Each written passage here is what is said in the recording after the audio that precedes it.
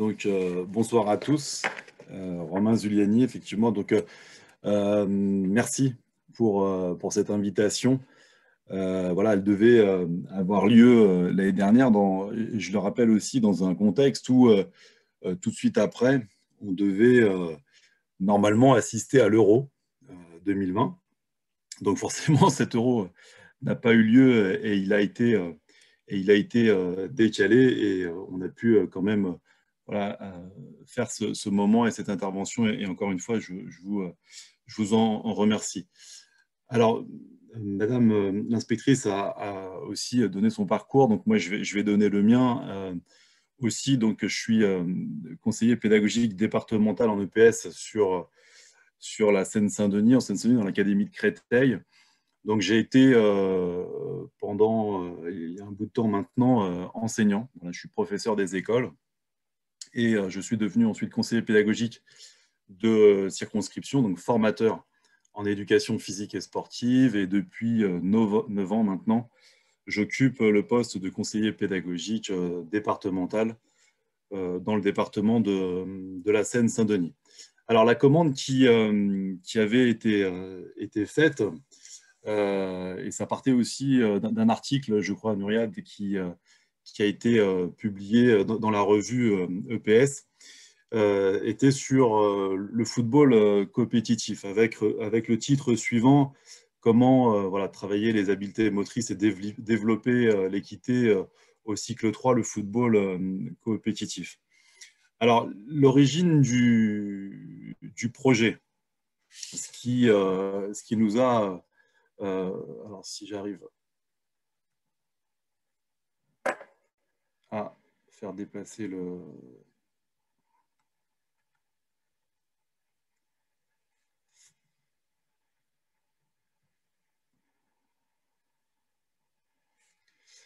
Alors, je ne sais pas pourquoi je n'arrive pas à activer le slide. Alors, en principe, il faudrait que vous soyez directement sur votre PowerPoint. Oui.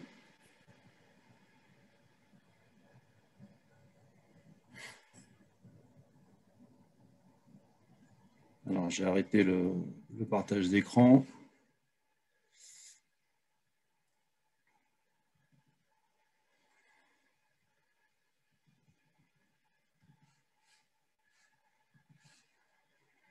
Voilà, on y est. Donc, pour les horaires, vous le voyez? Oui, il n'y a pas de problème.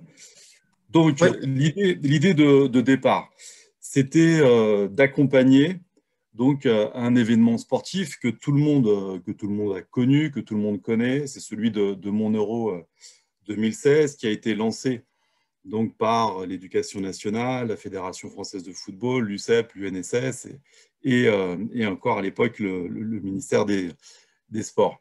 Donc l'idée, c'était d'accompagner donc cet événement mondial pour participer autant que l'on peut au changement des représentations autour de cette activité.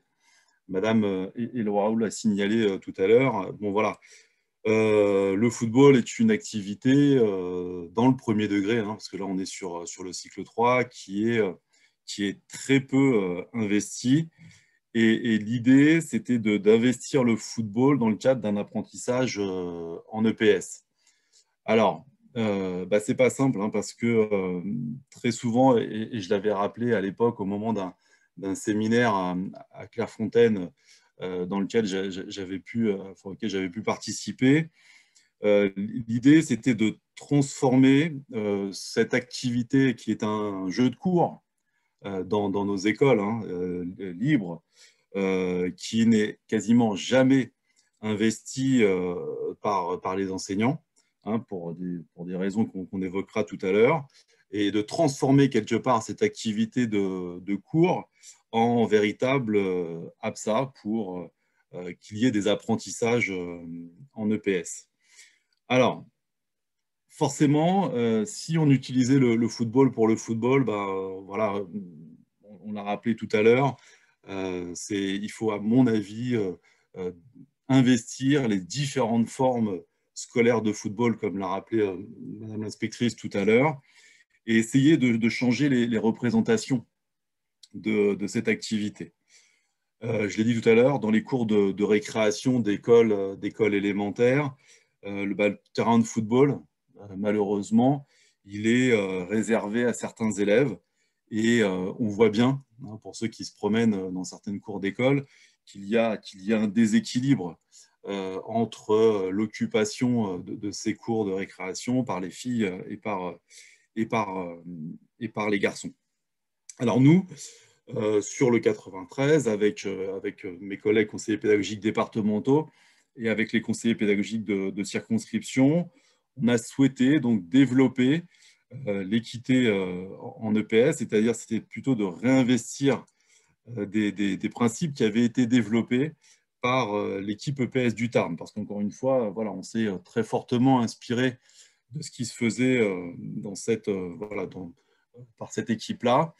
Et en plus, ce que l'on peut dire, c'est que cette activité-là, même dans le cadre de rencontres départementales, n'était pas du tout non plus investie. Alors on s'est dit qu'on allait essayer de changer ces représentations, de travailler l'équité, et nous nous sommes inspirés très fortement donc de cette équipe EPS du Tarn. Alors l'équipe EPS du Tarn à l'époque était composée est toujours d'ailleurs composée de conseillers pédagogiques départementaux en EPS, de CPC, d'enseignants.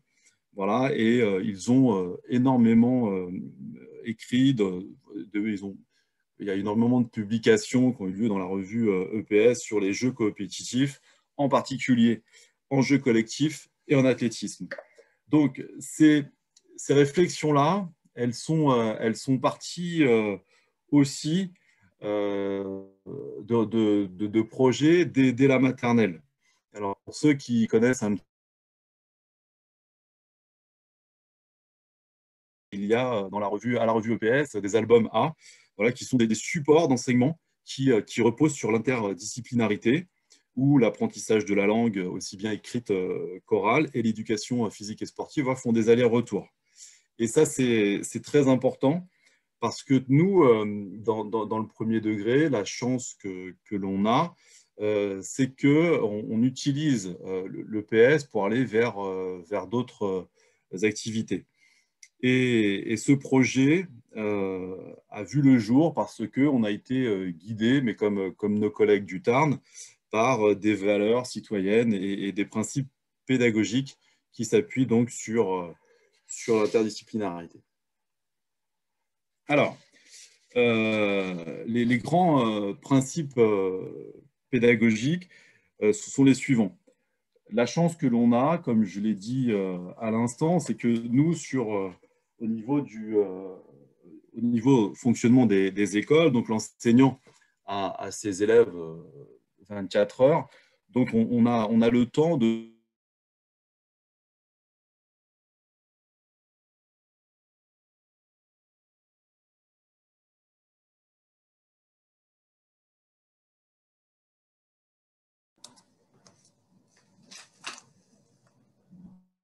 aux élèves, de s'inscrire dans un temps assez long pour que justement ils aient la possibilité d'essayer, de tester, de se tromper et éventuellement de réajuster.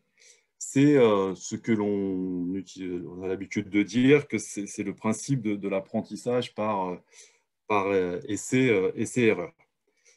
C'est quelque chose qu'on utilise et que vous utilisez aussi beaucoup.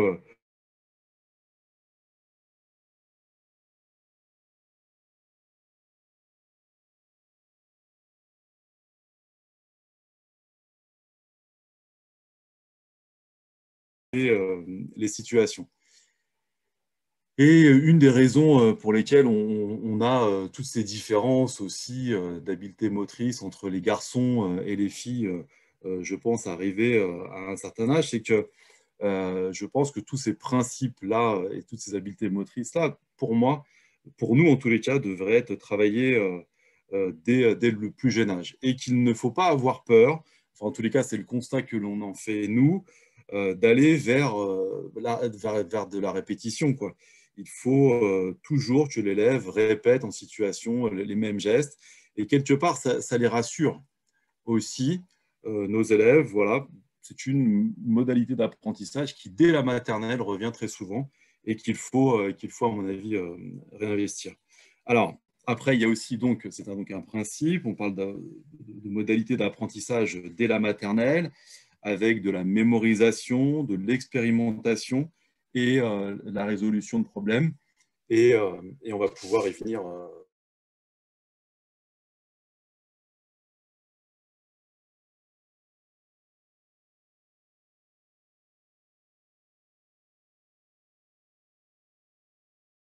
à appeler donc, le croisement entre les enseignements. Donc, Alors, Monsieur Zougani, oui, ouais, on vous perd par intermittence, donc je ne sais pas. ah, je suis désolé. Là, vous m'entendez? Oui, oui, on vous entend très bien, mais c'est D'accord, histoire qu'au moins vous le sachiez. Mais d'accord. Ouais, bah, écoutez, j'en suis désolé. on Donc, entend la c'est majeure partie du propos en tout cas. d'accord. Donc, alors pour toi, ça a toujours très bien fonctionné, c'est toujours pareil, hein, ça a toujours très bien fonctionné jusqu'à maintenant. Donc, nous, l'avantage, c'est que on va pouvoir utiliser le football pour faire des travaux et des activités pluridisciplinaires. On va utiliser le football pour parler en anglais, pour ensuite travailler la maîtrise de la langue française et pourquoi pas les arts plastiques. Donc ça, tout ça, ces croisements entre enseignements sont très importants parce que quelque part, ils donnent du sens et c'est beaucoup plus facile pour nous et même pour les enseignants d'aller vers une véritable pédagogie de projet. Alors, quels sont les principes pédagogiques qui nous ont guidés pour pour mettre en place ce projet? Eh ben, nous, ce que nous souhaitions, c'était que cette dynamique d'apprentissage crée une alternative pédagogique, donc le football compétitif, entre la compétition et la coopération, qui est fondée sur un principe d'entraide au service de tous les élèves et pour progresser, et plus particulièrement pour ceux qui en ont le plus besoin. Alors, vous avez sous les yeux la petite image que l'on retrouve très régulièrement voilà, dans toutes les, lorsqu'on parle d'équité et d'égalité, on les retrouve facilement sur Internet. Nous, l'idée, concrètement, c'était qu'on souhaitait donc qu'il y ait aussi, par rapport à l'activité football, qu'on essaie de créer les conditions d'apprentissage qui permettent le renforcement de l'estime de soi et permettent à tous de progresser à sa mesure en maintenant la motivation de tous. Très souvent, la difficulté qu'on rencontre lorsqu'on pratique, voilà, au-delà des représentations culturelles que l'on a, lorsque l'on pratique le football à l'école, ben voilà, on a toujours ces stéréotypes et ces stéréotypes-là font peur quelque part à nos enseignants. Et nous, on est là clairement, et puis aussi aux élèves, hein, très souvent. Alors, il y a un engagement de la part de nos élèves qui est assez récent, mais bon, ça peut faire peur. Et nous, tout ce qu'on a essayé d'imaginer et de concevoir, c'était donc de casser ces représentations du football tel qu'on le connaît, euh, voilà, normalement, et tel qu'on peut le voir à la télé, et d'utiliser bah voilà, pour que ce soit dans le cadre d'un vrai projet, pour renforcer l'estime de soi et que les élèves progressent aussi au niveau moteur. Donc, tout ça pour dire que toutes ces choses-là, bah, nous, ce qu'on souhaitait, c'était de faire vivre donc des valeurs citoyennes dans le cadre d'un projet global qui permet de développer aussi bien les compétences motrices spécifiques de nos élèves, mais aussi de les associer à un certain nombre de valeurs citoyennes. Et je pense que le projet voilà, que je vais vous présenter là maintenant a toute sa place au sein du parcours citoyen de l'élève. Voilà. Alors, mon Euro 2016 en Seine-Saint-Denis, le football compétitif. Alors, je l'ai déjà dit tout à l'heure, mais pour donner du sens, encore une fois, à ce projet, euh, ben, il faut, à mon avis, qu'il y ait plusieurs choses qui rentrent en jeu. C'est-à-dire que donc le support que l'on a utilisé et qui a très bien fonctionné, ben, c'était donc l'Euro 2016. On était en plus, il avait lieu cet Euro en France. Et la finale était au Stade de France, donc sur notre territoire. Donc, toutes les classes de Seine-Saint-Denis, je dis bien toutes les classes de Seine-Saint-Denis qui le souhaitaient, sur la base du volontariat, ont été invitées à s'inscrire dans un projet football. Donc le projet, je le rappelle, hein, pour ceux qui, mais je pense que vous le connaissez, dans le second degré, vous avez la quinzaine du foot. Voilà, j'ai la chance aussi de côtoyer de temps en temps les personnes qui organisent ce projet au niveau national, en personne de Florian Béchon, et on échange assez régulièrement sur ces différents projets. Je pense que ça a fonctionné pour la simple et bonne raison que l'objectif que l'on avait, c'était de faire participer le plus grand nombre d'enseignants et donc d'élèves. Mais dans le cadre d'un projet tel que celui-ci, dans le premier degré, la difficulté, c'est de placer les temps de formation. Et on avait réussi cette année-là, c'est-à-dire en 2015, au mois d'octobre, à former tous les conseillers pédagogiques de circonscription du département, qui, eux, ensuite, étaient chargés de développer ces formations au sein de leur circonscription. Donc, sur le département de la Seine-Saint-Denis, on a une trentaine de conseillers pédagogiques de circonscription et donc une trentaine de circonscriptions et pour 40 villes. Et donc, tout ça, donc, on a diffusé toutes ces formations sur le département et ça a bien fonctionné. Suite à ça, donc on s'est appuyé aussi beaucoup sur les fiches pédagogiques que la Fédération française de football avait co-construit avec des collègues du des premiers et du second degré. Et donc l'idée, c'était de s'appuyer donc sur ce dispositif-là pour, pour développer toutes ces activités football. Ensuite, ça consistait en quoi? Il fallait donc que les enseignants, une fois qu'ils avaient vécu cette formation, fassent vivre à leurs élèves un cycle d'apprentissage en EPS autour du football. Et ça, encore une fois, toutes les fiches voilà, qui étaient là permettaient de les accompagner parce qu'ils ils les avaient vécus. Donc, ils s'inscrivaient sur le site de la FFF. À l'époque, pour votre information, on avait plus de 300 classes qui avaient participé à ce projet. Et en parallèle, ils devaient réaliser une production culturelle. Alors, je vous en ai mis une là, sous les yeux, voilà, que je trouve assez jolie, qui m'a été envoyée cette année, parce que le projet continue sur le département. Et donc, les enseignants ont travaillé le football, qui est donc le football compétitif, et on va y venir. Ils devaient faire une production culturelle. Et certains ont eu la chance aussi d'assister à une rencontre départementale en fin juin. Donc tout ça, c'est pareil. Donc on inscrit dans ce cadre-là, dans un projet plus global, la formation. Ensuite, on le fait, on pratique et ensuite on finalise tout ça par l'intermédiaire d'une rencontre départementale qui avait lieu, c'était un heureux hasard, donc le jour du démarrage de l'Euro 2016. Et certains, en plus, et ça, je vous laisse imaginer l'engouement qu'il y a pu y avoir au niveau du département, c'est que donc certains élèves, à l'époque, c'était 30 classes, avaient pu assister à un match au Stade de France. Cerise sur le gâteau, la Fédération française de football, voilà, qui a des moyens, en plus, avait doté et continue à le faire encore maintenant en matériel. Et chez nous, ça a son importance dans le premier degré parce que bah, les élèves, enfin, voilà, les réserves en EPS sont très minces. Voilà.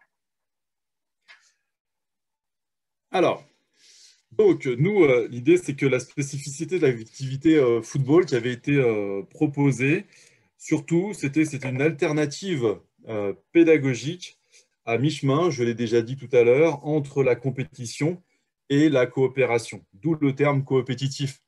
Encore une fois, si vous cherchez coopétitif dans le dictionnaire, bah, ce mot-là n'existe pas. Et pourtant, on trouvait que c'était important voilà, de concrétiser une certaine forme de justice au service des moins compétents. C'est ça, il ne s'agit pas, encore une fois, de faire la charité, mais de fonder son action sur le concept d'équité. Et pour formaliser ce dispositif-là, on a mis en place, donc, comme vous les avez sous les yeux, ce système de cartes à jouer. Alors, il y avait plusieurs défis qu'on a essayé de relever, en partant du principe que gagner, ce n'est pas forcément réussir. L'idée dans ce projet de jeu adapté, hein, on l'a appelé tout à l'heure de forme scolaire de football, c'est que qu'est-ce qu'on constate? On constate que généralement, lorsqu'on organise un cycle d'apprentissage, lorsqu'on fait des équipes, eh certains élèves, forcément, garçons ou filles d'ailleurs, parce que moi j'ai vu très souvent les deux, il y en a qui sont beaucoup plus forts que les autres. Et les équipes qui perdent, bien souvent, se retrouvent très souvent démotivées. Alors, qu'est-ce qu'on a fait pour pouvoir contrer tout ça? L'idée, c'était de continuer à pouvoir jouer pour tous les élèves. L'idée, c'était aussi de progresser, d'élaborer des stratégies, et ça, on va y venir tout à l'heure, de rééquilibrer de manière explicite, objective, les forces, et en validant des adaptations par l'ensemble du groupe par l'intermédiaire d'interactions. Alors, les situations de jeu que l'on avait utilisées étaient des situations de jeu où les garçons et les filles jouaient toujours ensemble. L'avantage que l'on a dans le premier degré, c'est que la mixité ne pose aucun problème. On était sur des situations de jeu en 4-4 ou en 5-5 où toutes les équipes étaient donc mixtes.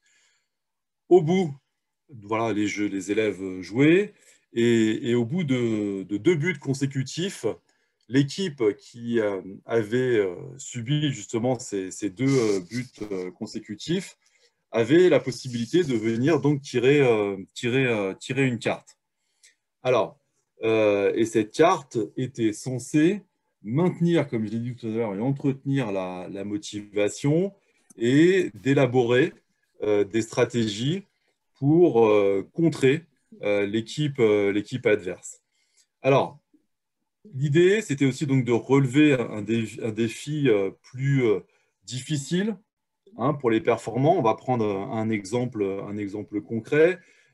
Si les buts sont rétrécis de 2 mètres, forcément, l'équipe qui est face à cette situation-là et devant la résolution, voilà, va devoir résoudre un problème. Et ça, c'est important pour nous. Voilà, on est toujours dans la répétition, dans la résolution de problèmes, et quel type de stratégie on va pouvoir mettre en place pour contourner cette problématique. Et là, c'est là où ça devient très intéressant. Et en même temps, il n'était pas question pour les équipes qui sont peut-être en difficulté pendant un certain laps de temps, de donner quelque part, enfin de faire la charité. Il n'est pas question de ça, quoi. Il est bien question, en tous les cas, d'essayer d'équilibrer les forces. Alors, l'idée, c'est qu'aussi, il est possible de réussir. C'était l'idée aussi qui nous a apporté, sans toutefois réussir à gagner. Alors, pour les plus fragiles, et là, on le voit dans cette dernière slide, on pourrait les détailler, mais encore une fois, je pense que vous les connaissez. Et c'est pareil, ce sont des cartes que l'on a utilisées, mais mais qui sont aussi peut-être intéressantes à construire avec nos élèves. Toutes ces trames de variance-là, voilà, encore une fois, on ne les a pas inventées, on les a réfléchies ensemble au niveau départemental. Je sais que d'autres collègues sur d'autres départements utilisent d'autres cartes. Mais pour nous, disons que la modification des règles est un moyen pour que les élèves s'approprient les variables des situations en élaborant des stratégies tout en exploitant le bénéfice d'un avantage. Et ça, c'est important parce que lorsqu'il y a ce genre de situation, les élèves doivent se concerter, doivent interagir entre eux pour se dire, bon ben voilà, si un joueur de notre équipe n'a plus le droit de défendre, ce qui ne veut pas dire, encore une fois, qu'il est écarté du jeu. Ça, c'est très important hein, parce que nous, ce qu'on a souhaité, c'est que ben voilà, le plus grand nombre d'élèves soient concernés. Alors, je ne suis pas revenu sur les rôles sociaux, mais c'est aussi important. L'idée de ce football compétitif, c'était que à terme, les élèves puissent jouer sans la présence d'un adulte. On était même allé jusqu'à imaginer que ces règles-là soient mises sur les city-stades au niveau départemental. Ça avait été une proposition du district en plus à l'époque. Et normalement, l'intervention, donc c'est pas du football autogéré, mais en tous les cas, l'idée, concrètement, en tous les cas, c'était d'essayer d'imaginer que cette activité-là puisse se faire sans la présence des adultes à terme. Alors même si on est toujours là pour réguler, bien entendu, et parce qu'on avait imaginé donc, dans les rôles sociaux qu'il y avait aussi toute cette question de l'arbitrage. Et donc tous les élèves d'une même classe ou lors d'une rencontre, lorsque les élèves se rencontrent, chaque élève, en tous les cas, avait une tâche à effectuer. Aussi, il était aussi bien joueur qu'arbitre ou que superviseur. Et ça, c'était aussi un des points qui était pour nous très important. Voilà.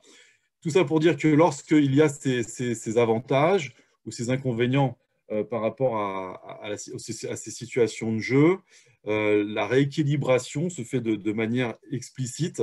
Voilà, elle est annoncée à l'équipe adverse, elle est objective, mais surtout, c'est qu'elle doit être acceptée par l'ensemble du groupe. Parce que voilà, si les élèves restent sur leur représentation du football, encore une fois, ça ne peut pas fonctionner. Je pense que c'est le rôle aussi de l'école, c'est notre rôle en tant qu'enseignant, d'aller vers cette forme de scolaire de football. Et encore une fois, c'est un engagement différent, c'est un engagement très certainement philosophique, c'est une autre façon de voir les choses. Tout ça pour vous dire que lorsque ces cartes-là sont comprises, lorsqu'on a installé une certaine forme de récurrence, eh ben, elles sont acceptées par tous les joueurs et que ça fonctionne plutôt très bien. Voilà. Ce projet-là, on l'a fait vivre pendant toute cette période-là. Je ne vous cache pas que lorsque on souhaite continuer à le faire perdurer, il faut l'accompagner de formation, il faut continuer à être sur le terrain, ce qu'on n'a pas forcément en ce moment dans le premier degré. J'espère que la situation va évoluer parce qu'on a réussi à démontrer pendant cette période-là, en tous les cas, qu'on pouvait utiliser le football voilà, pour les habiletés motrices et pour développer l'équité au cycle 3 dans nos classes. Voilà. Je voulais vous remercier encore une fois pour votre attention et peut-être qu'il y a des questions sur le fonctionnement. Merci beaucoup, Monsieur Giuliani, pour la présentation de votre projet. Donc, en effet, ça donne envie d'en savoir encore plus. Donc, on va ouvrir le temps de questions. Et on a une question dans le chat, là, donc je vais vous la lire. Une question de Adrien Fleury. Donc, concrètement et pratiquement, comment la gestion des cartes est mise en place? Est-ce que les cartes sont distribuées aux élèves? et ils doivent alors faire un choix dans celle-ci, ou voilà, comment ça se passe, s'il vous plaît. Ouais, alors effectivement, j'ai peut-être pas été assez précis.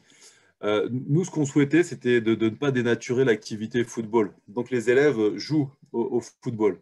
Et quand je parlais de rôles sociaux tout à l'heure, on avait imaginé que les élèves, lorsqu'ils sont arbitres, mais ils sont aussi, ils gèrent le temps et ils gèrent aussi les cartes. Alors, ces cartes, elles sont dans un grand, voilà, sur un panneau, sur un format A3, sous forme d'affiche, pardon, c'est plutôt une affiche en format A3. Et lorsque une équipe a subi un peu de but, les élèves, le temps s'arrête, 30 secondes, pas plus, le temps de la concertation entre les élèves qui ont subi ces deux buts, ils vont vers la carte et vers l'affiche. Donc, il y a une sorte de, voilà, un élève qui gère aussi cette carte-là, en plus de celui qui gère le temps, de ceux qui arbitrent, de ceux qui font juge de touche, etc. Et l'interaction entre les élèves fait qu'ils choisissent une carte. Et lorsqu'ils ont choisi cette carte, ils vont annoncer la carte et le défi qu'il va voilà, falloir relever aux autres. Et ensuite, le jeu reprend avec un engagement au centre du terrain, avec l'application de cette carte. Donc, je ne sais pas si j'ai répondu à la question. Oui, je pense que oui, merci. Et c'est important, voilà, parce que enfin, de mesurer, à vrai dire, l'importance de ce temps-là. Voilà, parce que, encore une fois, si les élèves n'acceptent pas cette façon de procéder, si elle n'est pas travaillée en classe, en amont, si elle n'est pas faite et refaite sous forme de jeu lors de la situation de référence en fin de séance, ça ne peut pas fonctionner. Voilà. Et ça, ce sont des habitudes hein, voilà, qu'il faut pouvoir créer. Mais encore une fois, comme je le disais tout à l'heure, elles se créent dans le temps. Voilà, c'est pas, voilà, ça ne vient pas tout de suite. D'accord. Et du coup, au vu de la carte 6, qui est annulation d'une carte, les cartes sont cumulatives entre elles. Exactement. Exactement. Ok. Si vous avez d'autres questions,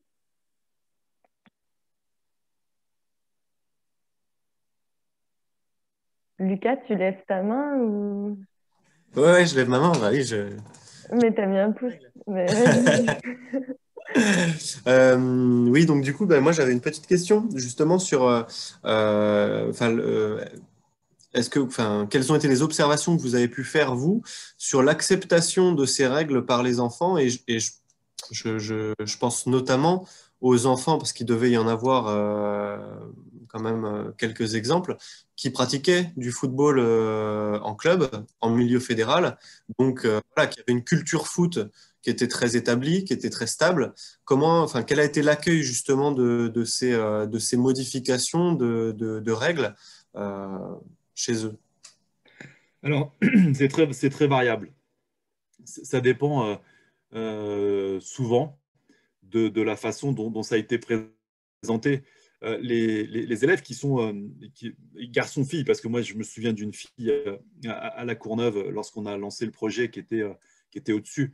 Et vraiment, voilà, c'est l'image qui m'est restée de ce projet-là aussi.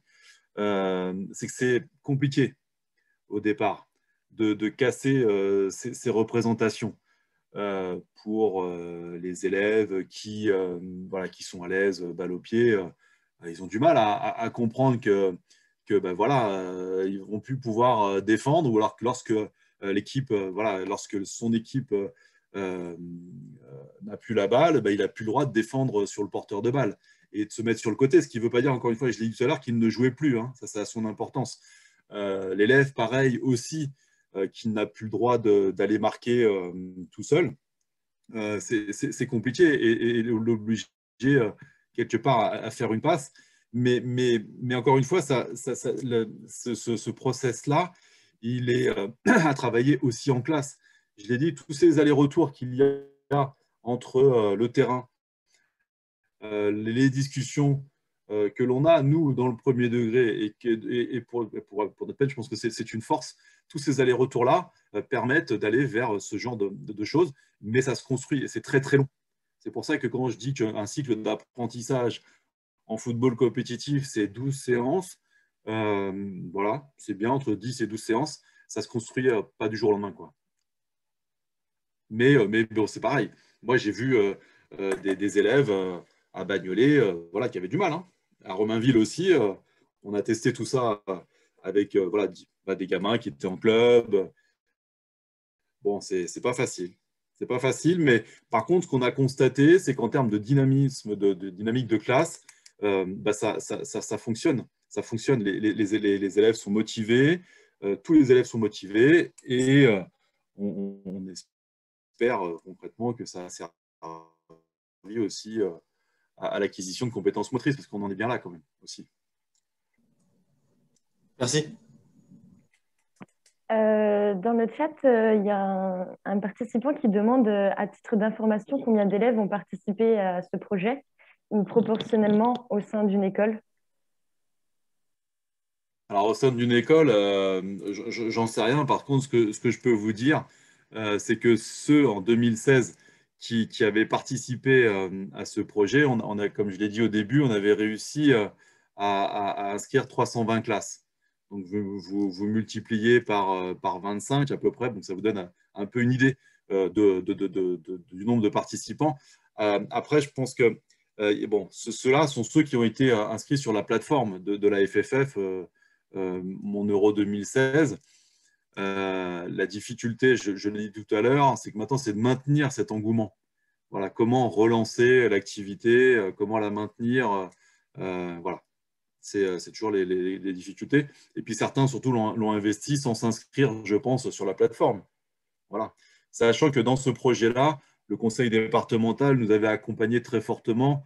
On avait pu diffuser voilà, le document pédagogique que nous avions construit sur toutes les écoles élémentaires. Donc, il y en a plus de 450 sur le département. Et ça avait été accompagné aussi d'un kit de ballon pour la pratique du football. Voilà. Ce qui est non négligeable quand on veut lancer un projet tel que celui-ci. Donc, on avait inondé les écoles élémentaires de 10 ballons, donc voilà, multiplié par 450. Je vous laisse imaginer le nombre de ballons que ça représente.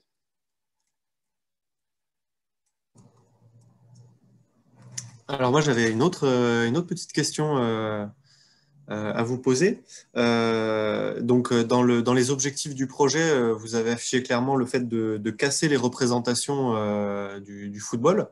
Et alors, je ne sais pas si c'est paradoxal ou pas, mais pour lancer le projet, vous vous êtes appuyé donc pour la construction des cycles, si j'ai bien compris, dans les écoles, sur un partenariat de la Fédération française du football avec donc des enseignants, des éducateurs du premier et du second degré. Donc un partenariat entre fédération et éducation nationale. Pour lutter donc contre les représentations qui pourtant sont le caractère même de la Fédération française. Donc comment ça s'est passé, comment ça se joue? Oui, alors ça se joue justement dans la construction du module d'apprentissage. On a utilisé surtout les fiches de la Fédération française de football pour les ateliers, ce qu'on appelle, nous, ateliers, c'est-à-dire que c'est dans la construction de la séance. On utilisait le jeu de la rivière, le jeu de l'horloge, qui sont des jeux qu'on peut retrouver dans les jeux collectifs traditionnels. Et donc, les fiches s'orientaient plutôt vers ce genre de situation pédagogique. Donc, nous, quelque part, ça nous allait. Après, la situation de référence, on a parlé de futsal tout à l'heure, les situations de référence faisaient appel à des situations de football à 4 ou à 5. Donc, nous, quelque part, ça nous allait. Ça, c'était pour le retour à la situation de référence. Après, on a investi ce football compétitif, mais qui n'apparaît pas dans le projet fédéral de la FFF. Alors, on a testé pourtant dans l'ordre du séminaire national qu'on a la chance d'avoir tous les 2 ans à Clairefontaine. Voilà, le football compétitif qui est utilisé à travers la France peut être utilisé de différentes façons, mais en tous les cas, nous, on avait utilisé cette façon-là de le faire, et ça plaît à la fédération, en tous les cas, parce que c'est réutilisé à chaque fois. Après, qu'ils ne le reprennent pas de façon systématique, je crois qu'il y a une évolution aussi dans les mentalités au niveau de la Fédération française de football. Moi, je m'étais heurté à ça un peu il y a 4-5 ans par rapport à la présentation de ce projet avec le district, mais je vois d'un bon oeil ce qui se fait maintenant, quoi. C'est-à-dire qu'on parle beaucoup de football en marchant. Il y a différentes façons. La FFF propose différentes façons de mettre en place le football, et je pense on peut s'en inspirer. Donc, ça a été un support pour répondre à votre question. Voilà, on a utilisé les fiches, mais qui étaient facilement, comment dire, adaptables dans notre système du premier degré. Voilà, et qui était facile, en plus, qui était joli et qui était facilement compréhensible par nos enseignants, parce que je le rappelle, voilà, c'est toute la difficulté de notre métier, à vrai dire. C'est une force par rapport à la polyvalence de nos enseignants, mais ça peut être aussi très souvent une difficulté quand on veut mettre en place des projets en EPS. C'est-à-dire que la connaissance des activités physiques et sportives et la culture en général des APSA, de nos enseignants du premier degré, est à construire. Hein. Voilà, en tous les cas, à très fortement accompagner.